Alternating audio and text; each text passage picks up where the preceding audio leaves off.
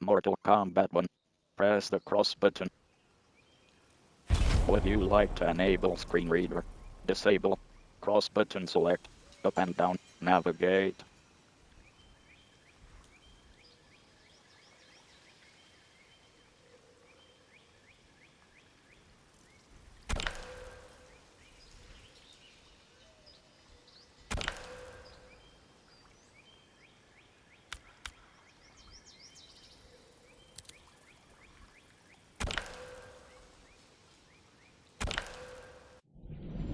In a dark void, sand drops through the neck of an hourglass into a heaped pile. The last grain slows in the air, then bursts into cosmic light. The light pulses and myriad galaxy clusters resolve in an abyss. One galaxy spirals radiantly in the dark. Having liberated the hourglass and become keeper of time, my next task was to restart history. Not beholden to past events, I was free to craft a new era. It was with humility and restraint that I approached this blank canvas. After careful preparation, I began work, painting over the darkness. After eons passed, I sketched out the realms.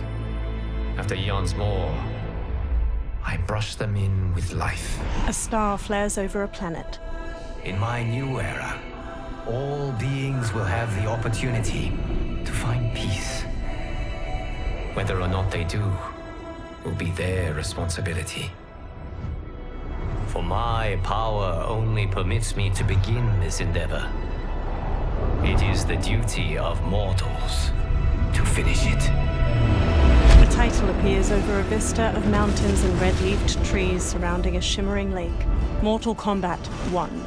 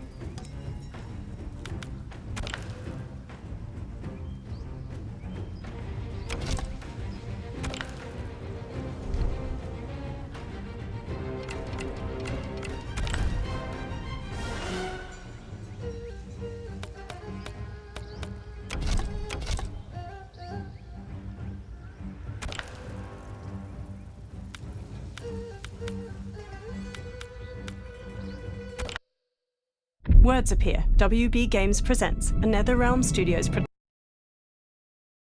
production. An old man stands in front of a caravan near a crowd. My friends, your patience is about to be rewarded. For I have saved the best for last. I have recently discovered a cure-all of unrivaled potency. It will soon be on the shelves in every home of Outworld. This elixir is crafted from an ancient recipe. It has Patreon flowers, Margovian nectar, powdered teeth of an Arctican dragon. All this and more, infused with powerful Lycorian magic. There is a village in the next canton over, where everyone has purchased this miracle cure. Overnight, all diseases, even Tarkat, have disappeared. Now, magic this potent is expensive. And I am sure you're asking yourselves, can I afford it? But the true question you must ask is, Can I afford to be without it? You lie, Shang Tsung. Your cures are useless. The crowd parts for a bald man as he strides to Shang Tsung, fists hanging at his sides. I'm sorry. You are? Someone fool enough to have believed you. My daughter was dying when you came to my farm. You promised a miracle, and I gave you all I had. But only days later, she was dead. That is impossible. My magic could not have failed her. There was no magic! I took your elixir to an Imperial mage, and you know what she said? The bald man snatches a potion from him and throws it down. It's nothing! Just bourgeois tea! The mage is mistaken, kind sir. My elixirs are of superior quality. Their efficacy is guaranteed. The bald man flings him to the ground. Shang Tsung raises his hands as the crowd closes in around him. Lightning flashes over Shang Tsung's caravan at night. Lamplight pours out from it. Shang Tsung emerges from a door in his caravan, a small case in one hand. He slowly takes a seat on the small wooden stairway leading from his caravan door. He opens the case, revealing a mirror inside. He squeezes his eyes shut, then reaches for his head.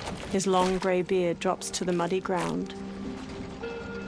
Shang Tsung regards his reflection, now younger, beardless, and with shorter hair. It is an excellent ruse, your disguise. A woman stands nearby. Backwater folk are far more likely to trust a kindly old man. Here on behalf of a dissatisfied customer. If it's revenge you want, have at it.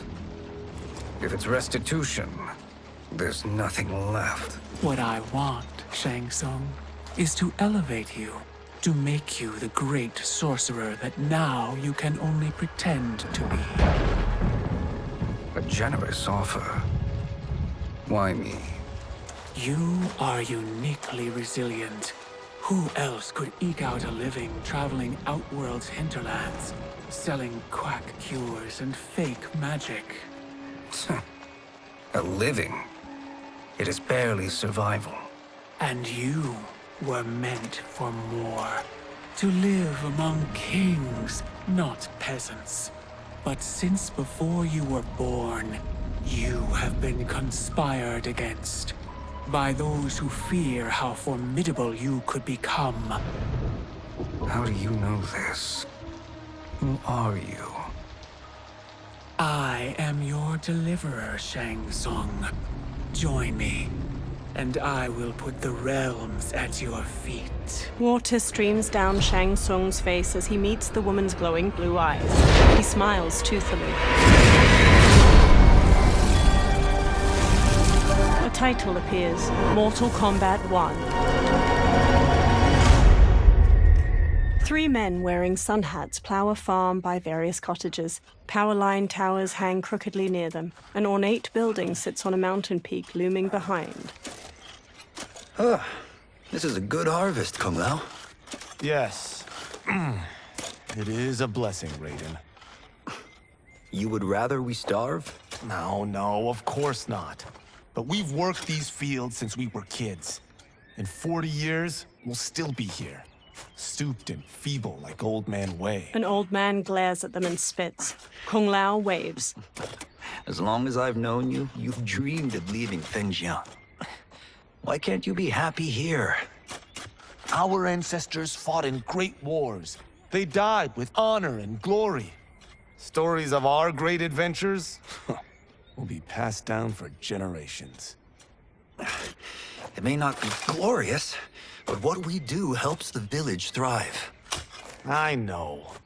But is it so wrong to want some excitement? If that's what you want, may I suggest a bet? Dinner at Madame Beau's tonight. Last to fill their cart pays. You work faster than me? Ha! Since when? You're on, Raiden. Kung Lao and Raiden both smirk while they shake hands. The two men pass the day harvesting cabbages from their field and throwing them into separate carts. Kung Lao wipes sweat from his brow, then quickly pushes his cart with Raiden down a dirt road to the cottages. A woman uses a kettle to pour tea into a pair of small porcelain cups on a table in a crowded restaurant. She carries a platter with the cups and kettle away as Kung Lao and Raiden walk in. That is amazing. I am starving.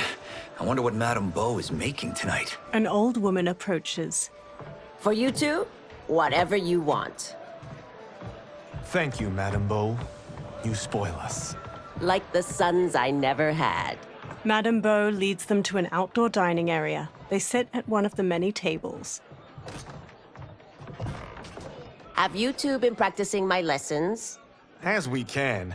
The harvest leaves us little time for martial arts. Since your first words, Kung Lao, you've mouthed nothing but excuses. If you fail to prepare... Your preparations will fail you.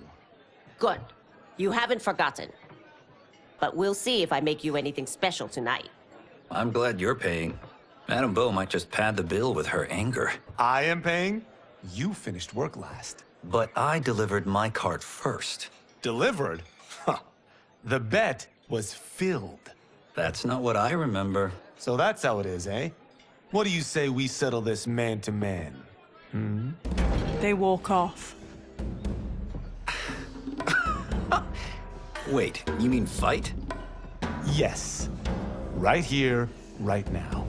Madame Bo can watch, critique our form. A hooded man with glowing white eyes watches them pass by. Best 2 out of 3? Fair enough. We must be careful. Madame Bo will kick us out if we break something. Oh, this won't last long enough for that to happen. You will be down in no time. Fight.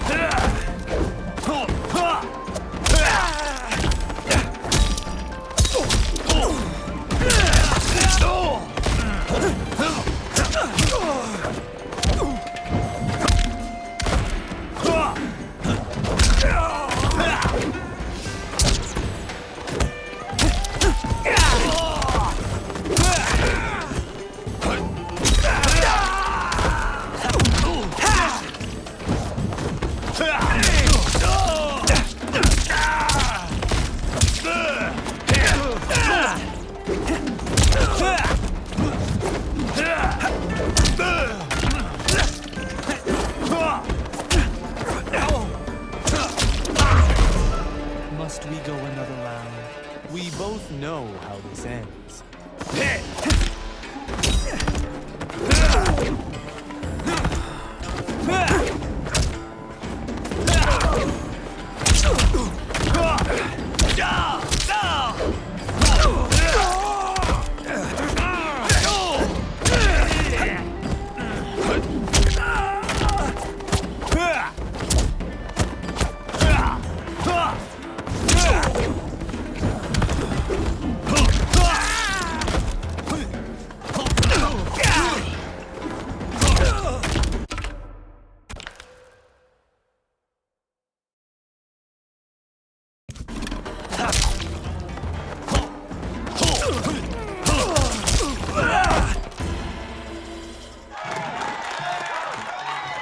Kung Lao bows to the watching crowd while Raiden kneels. Kung Lao helps him up. You haven't beaten me yet. The day's coming, Kung Lao. Keep telling yourself that. A variety of plates and bowls with scraps of food in them sit on Kung Lao and Raiden's table. You were hungry. Everything was delicious, Madame Bo. Thank you, Raiden. You boys are always a pleasure to cook for. Raiden hands her cash, but his face drops as she beckons for more. A breeze wafts a bill from his hand toward a man in a dark garb and gas mask. He closes his fist around the bill, then looks toward Kung Lao and Raiden. Madame Bo, The Lin Kuei await your answer. 5 people in dark clothes and cloth masks stand with him. He advances on Madame Beau. I have been busy, Smoke. She steps away. The Lin Kuei? Who are they? Don't know, but I don't like where this is going. What do we do? Stay ready. Madame Beau, it is a simple choice. Pay for our protection, or risk harm to this fine establishment. You'll get nothing from me. That, Madame Beau, is unfortunate. He turns to the Lin Kuei warriors and nods. They flip tables and chairs. Madame Beau punches Smoke's face. He blocks her next flurry of jabs, then flips her through a railing. She falls onto a table below, breaking it. Madame Beau! Kung Lao and Raiden quickly get up from their table and fight their way through the Lin Kuei warriors.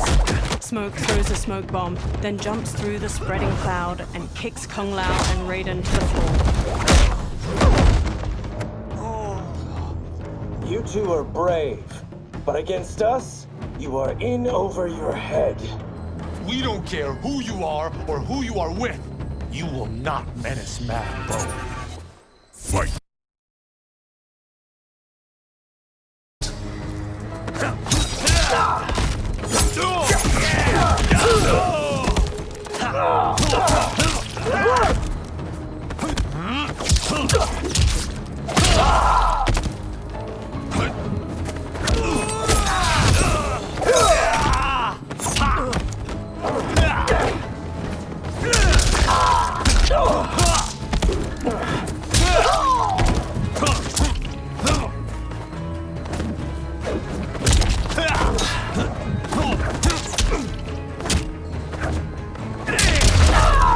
You picked the wrong person to extort, ruffian.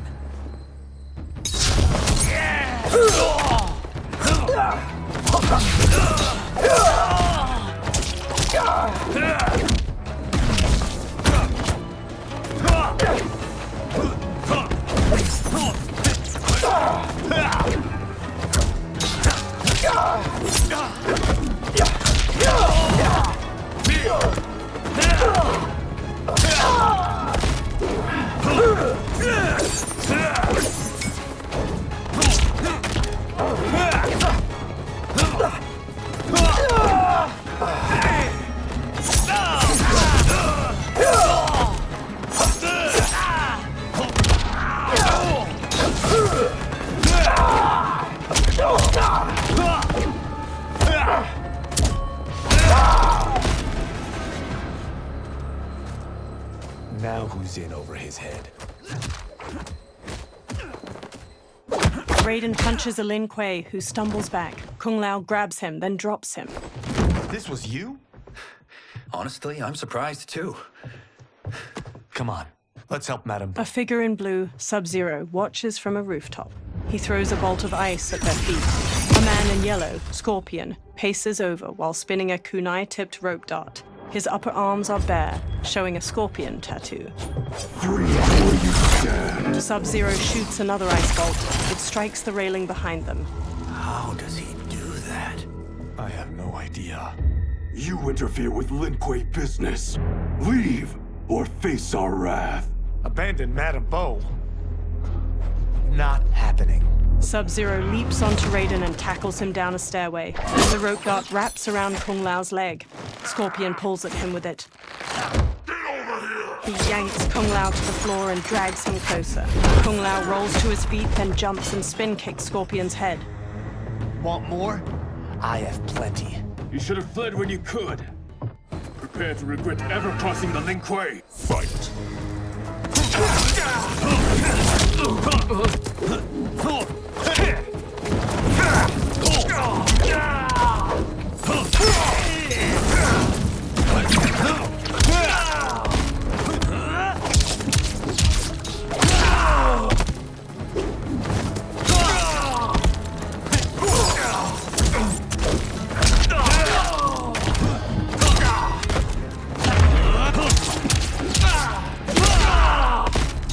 For what it's worth, I'm not regretting this yet.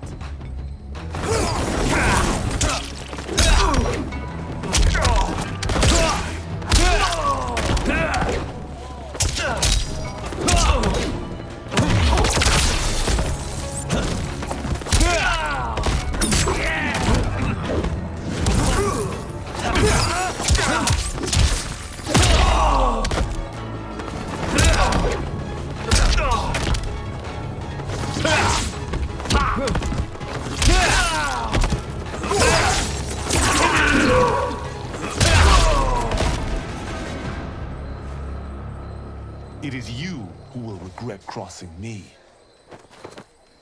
Kung Lao watches Sub-Zero kick Raiden into a pillar from the balcony. Raiden looks up, then climbs the pillar to the level above. Sub-Zero eyes him, then kicks 2 legs out from under a table, turning it into a ramp. He uses it to vault through the air and kick Raiden on the upper level. Raiden staggers into a bar counter where a man drinks. Raiden grabs a cleaver from a pig's head sitting on the bar and swings it at Sub-Zero. Sub-Zero weaves around the blade and Raiden slices off the cap of the man's liquor bottle. He pours it into a cup.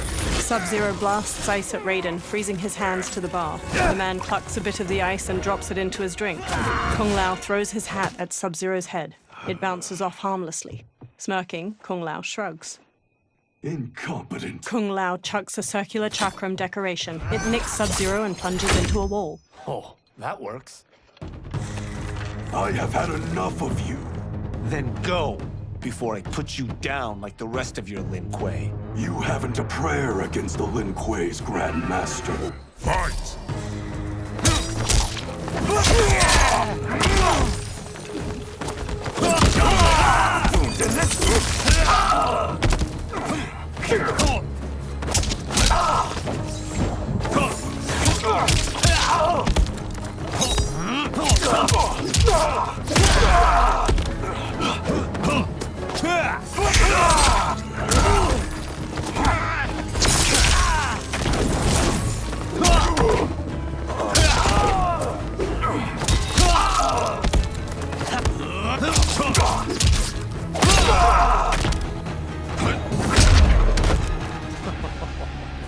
Sorry, but I have to ask.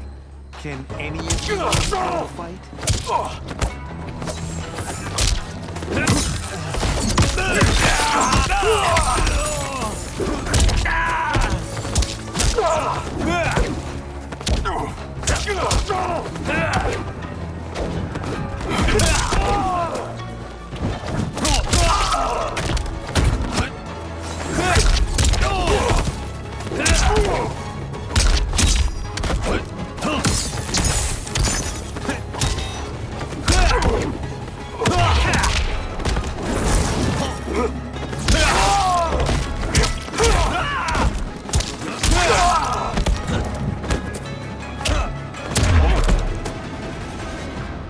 Are you sure you're a Grandmaster? Kung Lao picks up his hat, then eyes the chakram decoration stuck in the wall. He strokes the hat's brim. Interesting. Kung Lao, over here! Raiden checks Madame Beau's pulse as she lies inert, eyes shut. Kung Lao hurries over to them. Madame Beau. She's out cold. Oh no, is she? Dead? Not yet. She gets to her feet, lips a cigarette, then ignites it with a lighter. Madame Beau, how are you? Kung Lao. The hooded man with the glowing white eyes approaches them. Madame Beau takes a drag from her cigarette while the man meets her eye. So, Madame Beau, are they ready? A bit thick in the head, perhaps. But they are ready. His eyes are glowing. I am Lord Liu Kang, God of Fire and Protector of Earthrealm. God? Earthrealm? Madame Beau has been preparing you for this moment since you were boys. Today, you have proven worthy of joining my champions. This fight was a test? Of your ability and character, yes. Liu Kang looks to the upper level. Ihan, Kuai Liang. Smoke, Scorpion, Sub-Zero, and the other numerous Lin Kuei warriors get to their feet. Kung Lao crosses his arms and crinkles his nose as Sub-Zero and Scorpion step to him and Raiden. The others stand along the balcony. Sub-Zero and Scorpion stand on either side of Liu Kang. So these two aren't thugs? The Lin Kuei is a centuries-old clan dedicated to Earthrealm's defense. You keep saying Earthrealm. Don't you mean Earth? You boys have so much to learn. Earth is only a part of Earthrealm. Earthrealm itself is one of many realms. Together, they comprise the whole of the universe. The realms can be fierce, bitter rivals. That's why we need champions to defend ours. The time draws near for the grand martial arts tournament between Earthrealm and the realm of Outworld. Held once each century, it allows each realm to demonstrate its strength. While our realms are at peace, there are Outworlders who would prefer us to be at war. Our victory in the tournament will temper their zeal. I've taught you everything I can. You must finish your training with Lord Liu Kang. More training? These two couldn't defeat us. What? They were pulling their punches. Had we not held back, you would not have survived. Come. The monks at the Wuxi Academy await to continue your tutelage. I am ready, Lord Liu Kang. And you, Raiden? Leave Fengjian? I'm needed here. Earthrealm needs you, Raiden. You'll best serve the village by being one of its champions. I understand. Excellent. I will join you soon. First, there are other champions I must gather. Sunlight soaks through a jungle canopy. A man in a leather jacket and wide-brim hat hacks through the foliage with a machete. Another younger man with a backpack and rifle trails behind him. The men pause. We're off the map. We should go back, recheck the route. It's this way. The man with the hat slices through the jungle as he strides forward. The pair slow to a stop and look out at a massive human skull carved into the front of a stone edifice, a large doorway at its mouth. The temple. The pair move along a ruined stone pathway leading to the temple entrance. They stop near a seated woman. Flies buzz around her. The man with the hat shines a flashlight in the woman's face, revealing her to be a corpse with various darts sticking from her. Rot partially covers her face and her glassy eyes gaze blankly out. A swarm of beetles scurry out of her mouth. God damn it, Alessia. He cringes as the younger man's face draws tight. They examine numerous holes on the temple doorway.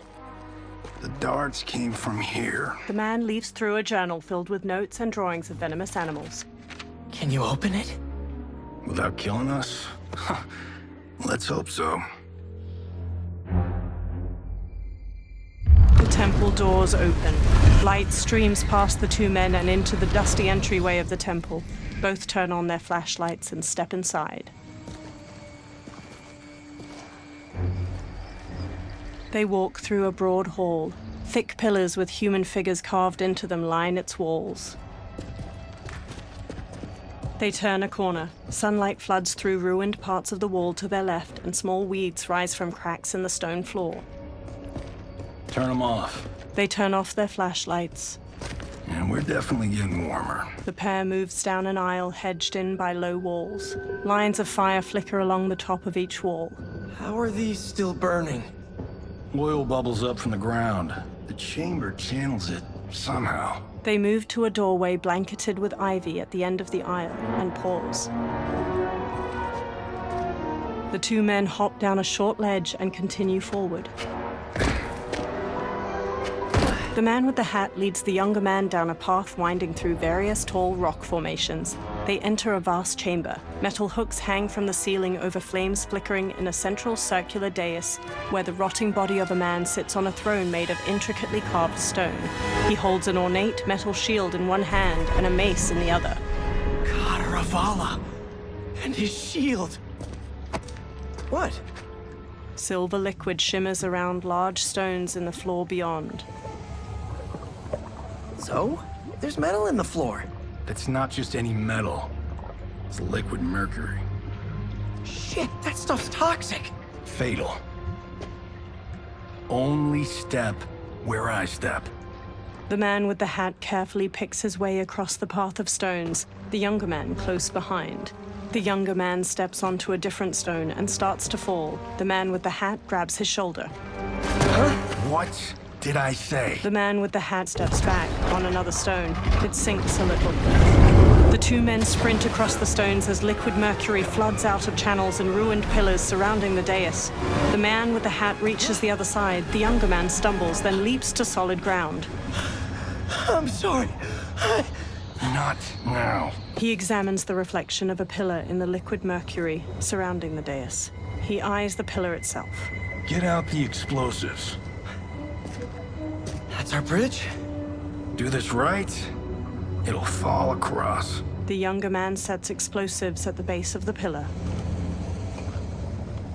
A gnarled hand shoots up from the liquid mercury.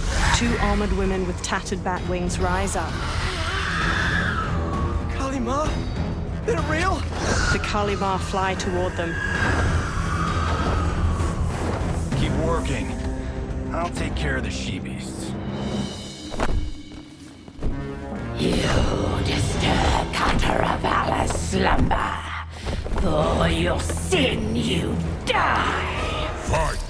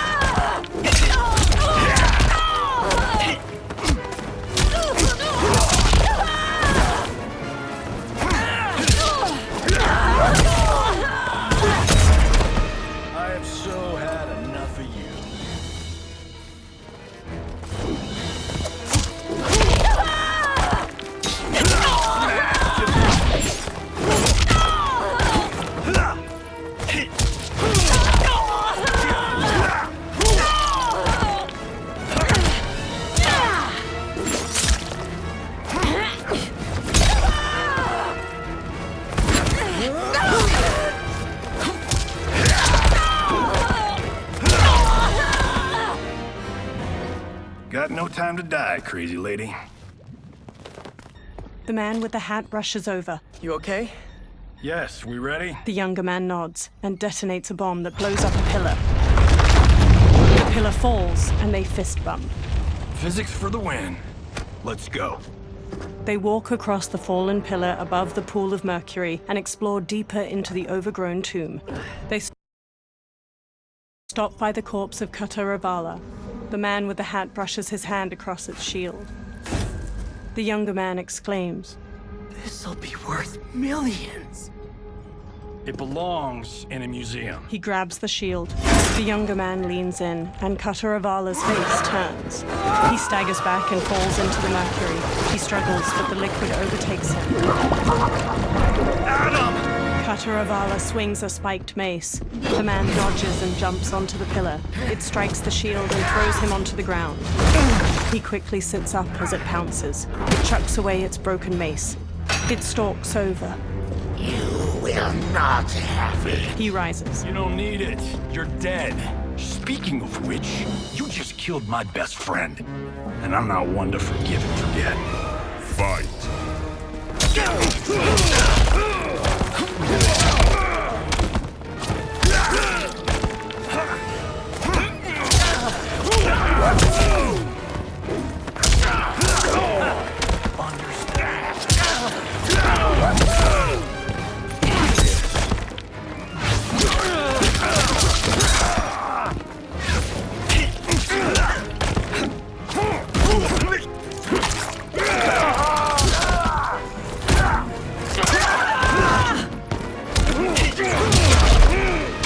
This one's for you, Adam.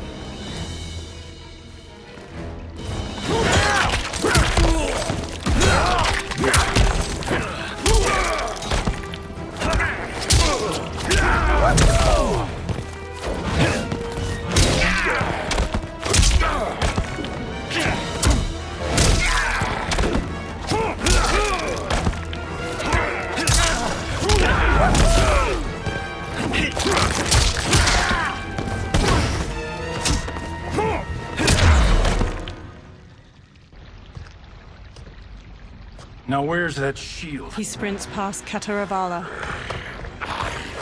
Am not yet defeated.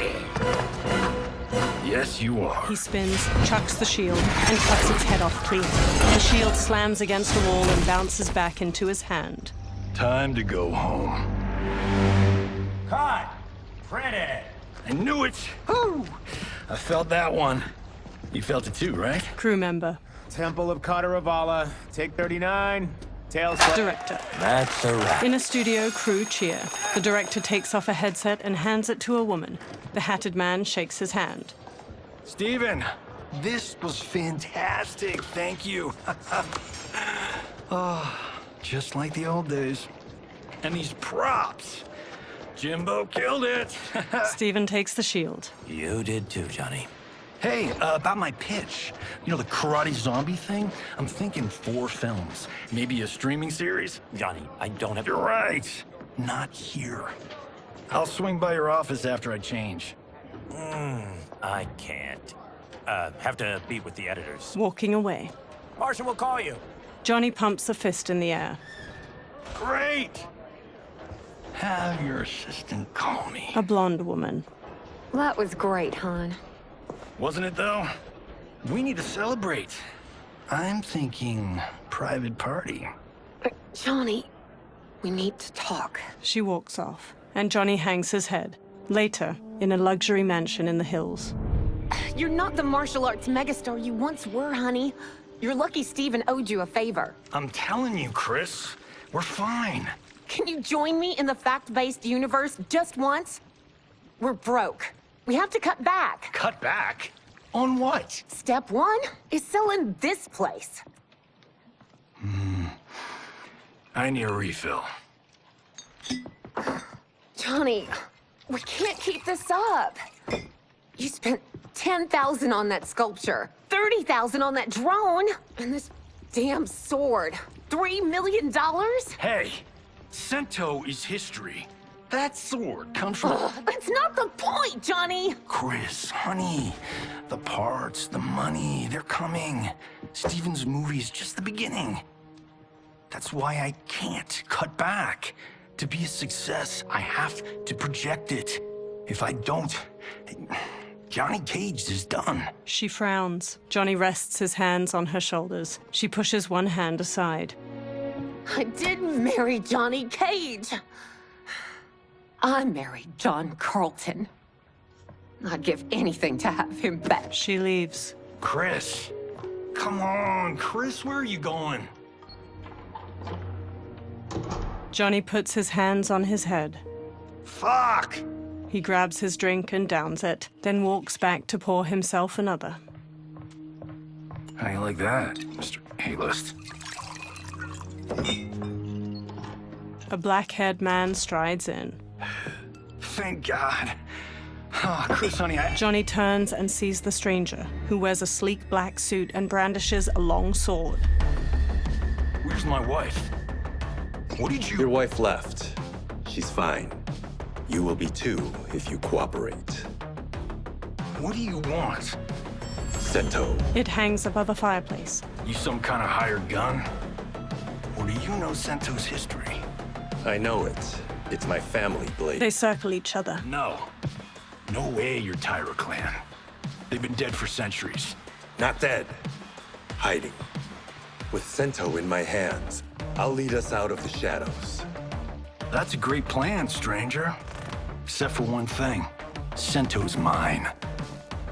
And I won't give it up without a fight. Fight!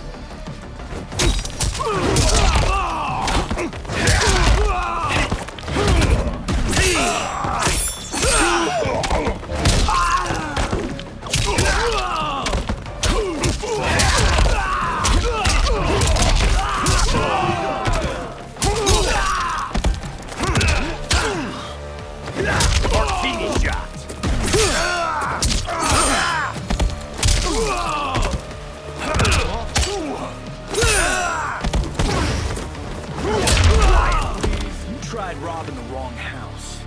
I am the ultimate home security system.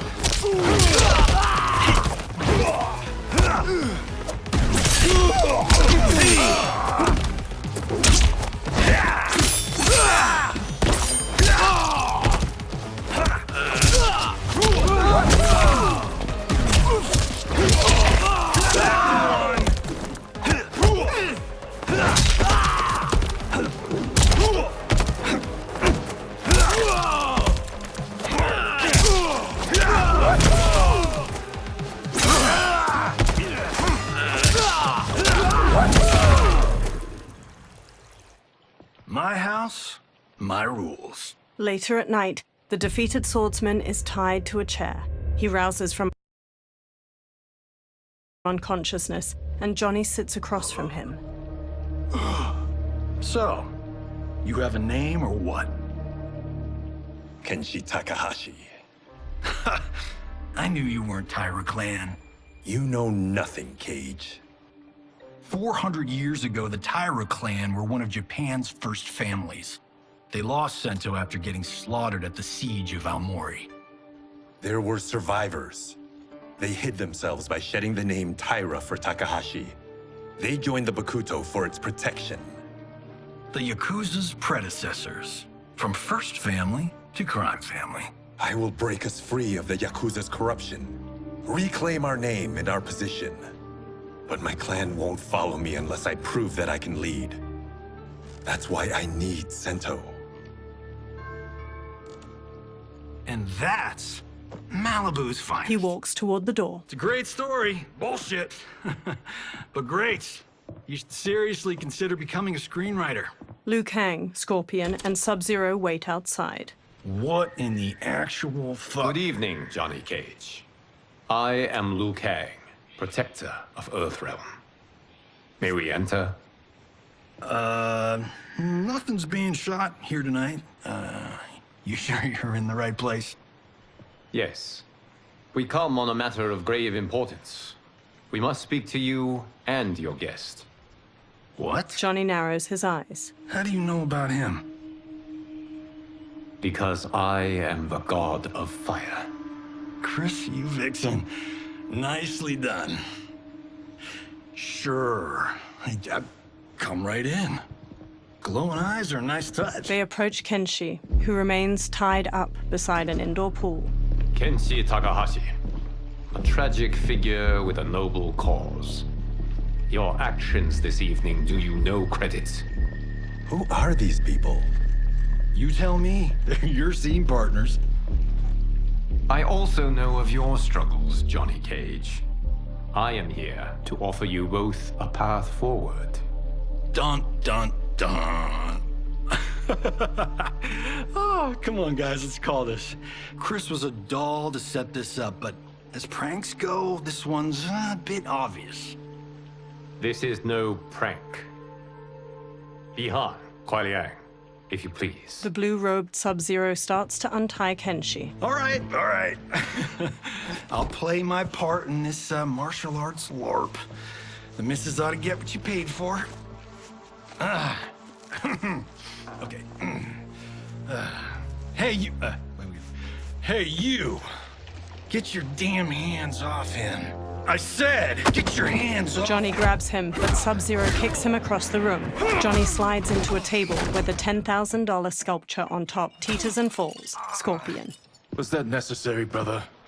To put him in his place. That was a Hichuli. One of a kind. He stands. All right, I don't care if this is a damn prank. You crossed the line. Fight.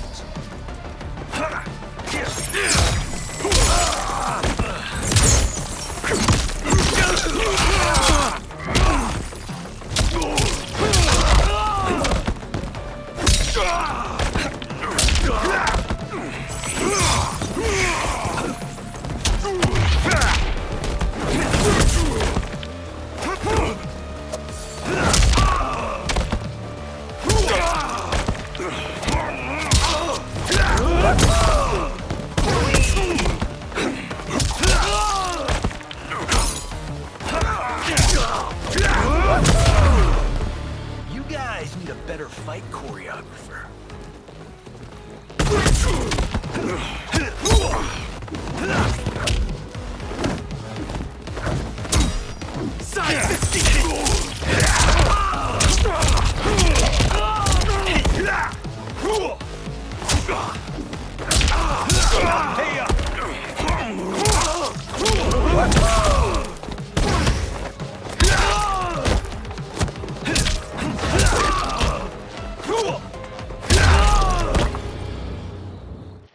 And scene. I hope you're insured, because you're paying for my Hichuli. Imbecile! You have no idea with whom you're dealing. Liu Kang bursts into flames. The flames dissipate.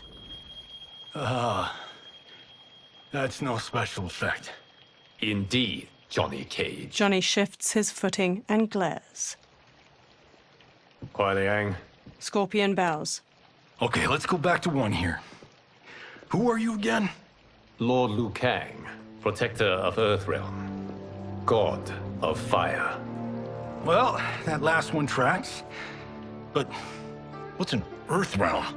All will be explained, Johnny Cage.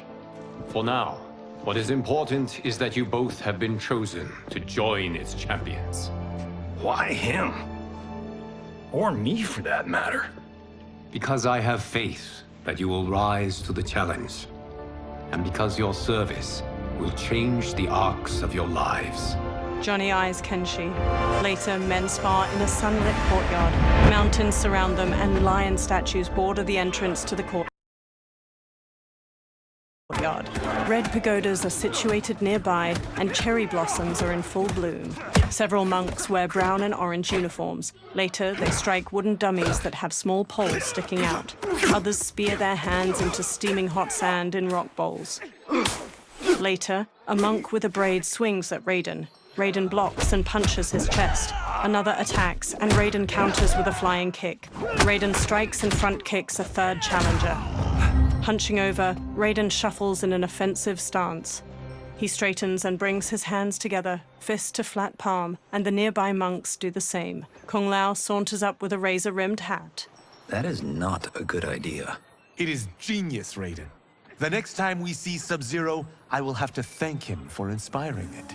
Ow! See? It won't be effective. Kung Lao throws the hat like a flying disc. It slices a target and flies back. He catches it by twirling a finger inside it. Maybe it's too effective. Johnny walks up.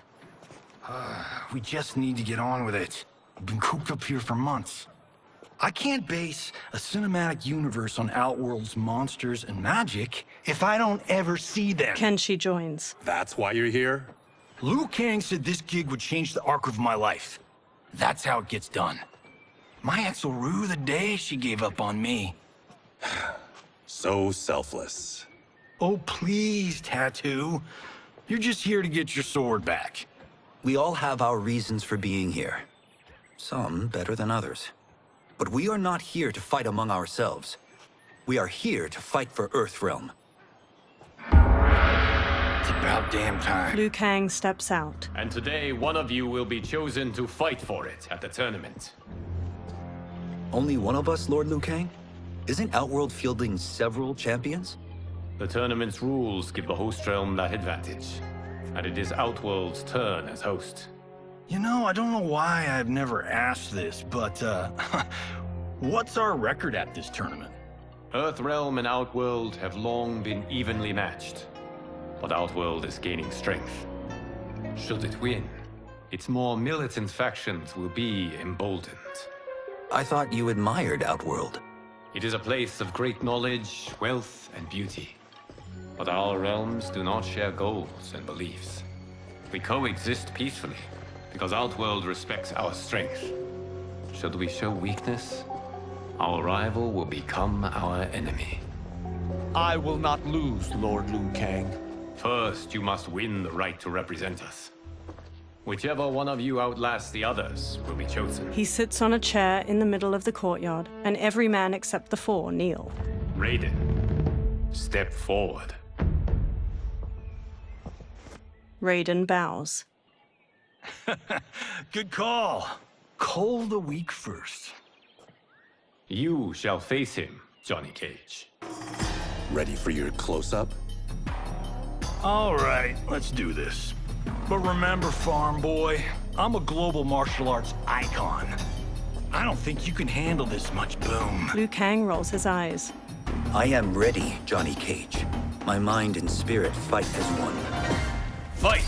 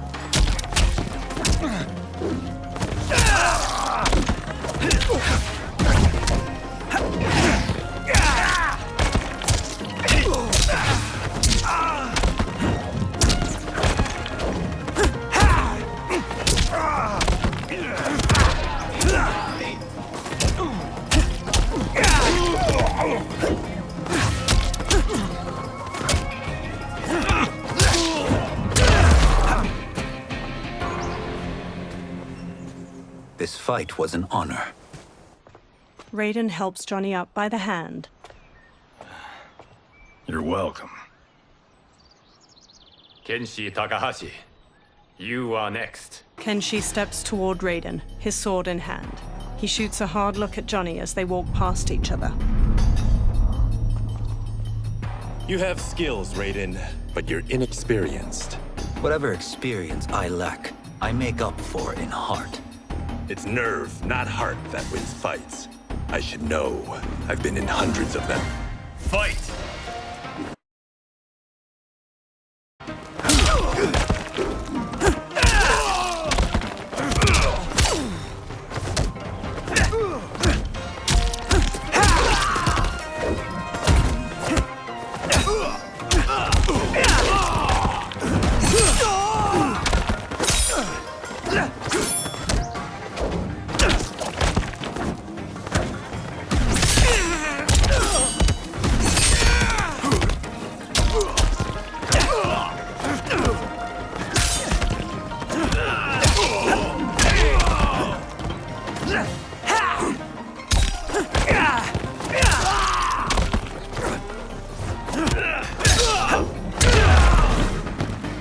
I shouldn't have taken you lightly.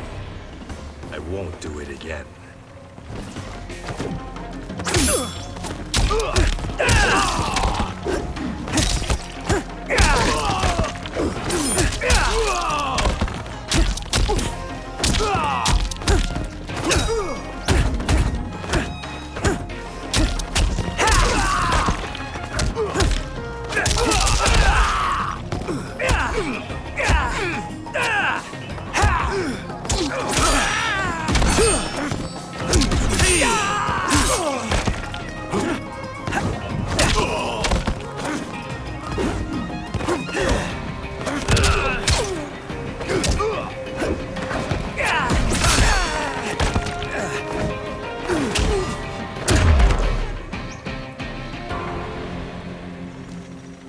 Do you still question my nerve?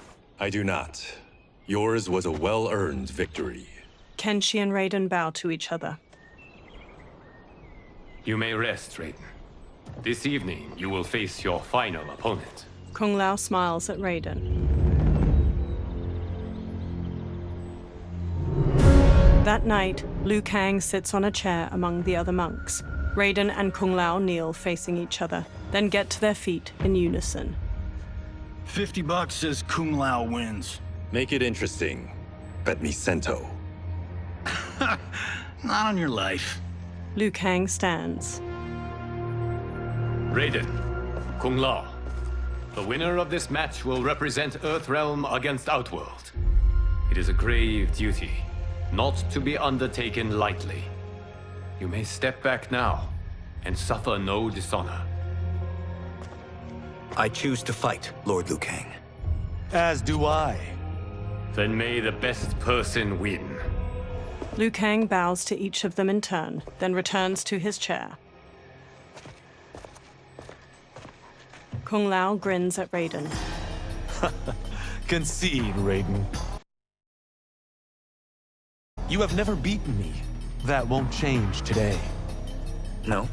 If the monks have taught us one thing, it's that the only constant in the universe is change. Fight!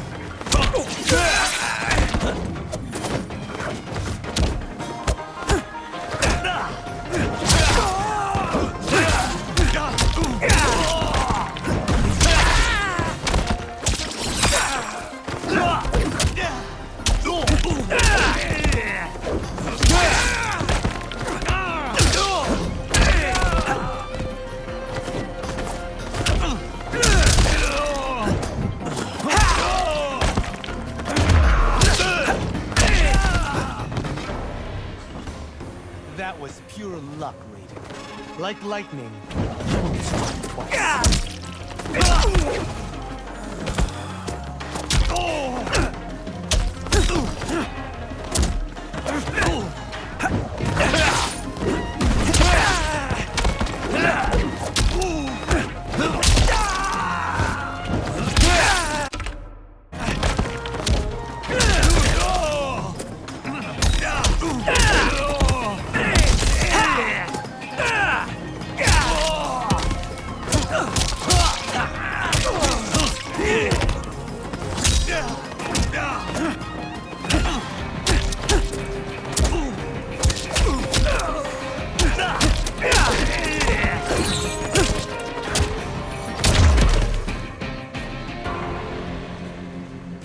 There is a first time for everything, Kung Lao.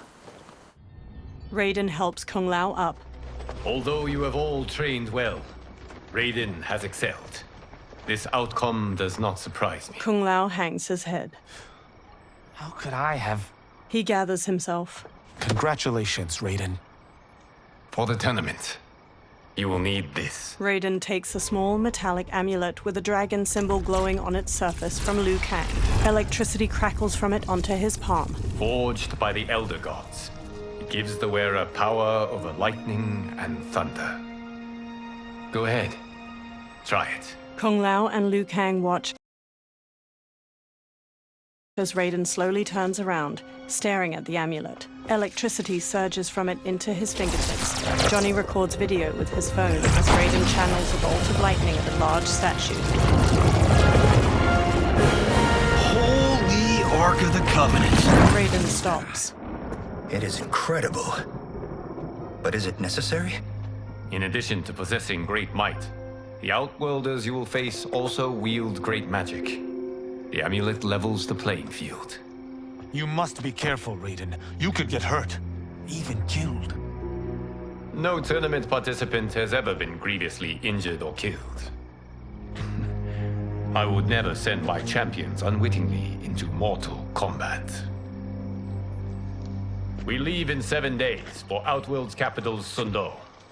The tournament will be held at the palace of Empress Sindel. Raiden, Kung Lao, Johnny, Kenshi, and the monks follow Liu Kang into a temple with numerous dragon statues coiling near its entrance. Liu Kang waves his hands around in a flowing motion, then a portal opens. Outworld can be both alien and intoxicating to Earthrealmers. Do not become drawn in. You must focus on the task at hand. Johnny